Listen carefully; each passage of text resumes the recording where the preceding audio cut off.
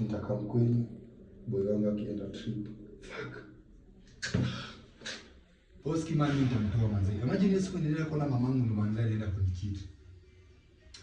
Umekuwa ukiniambia manze lakini fanya hata nikikataa simu lazima nimtoe manze. Leo baki. Hapo kwa room analala manze nimeiba simu yake nikapate. Mimi lazima ishie. Wallahi bila sio ni boys wangu.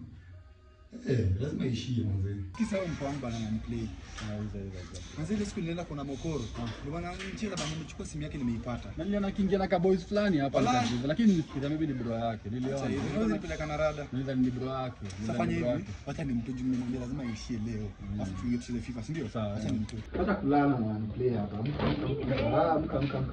Why are you packing my clothes? Amka. What's going on? Unaniplay na ule boy ile siku nilikuwa na Mokoro wangu kaleta boy hapa. Babe, missy kuchiza. No, come on, babe. No, we can talk about this. Kila siku tunaongea tu. Hizi mambo babe unafaa kasirike. You should just listen to me. Kama acha nikwambie kuja. Unajua, hii ni mambo tunaweza tu ongelea hivi.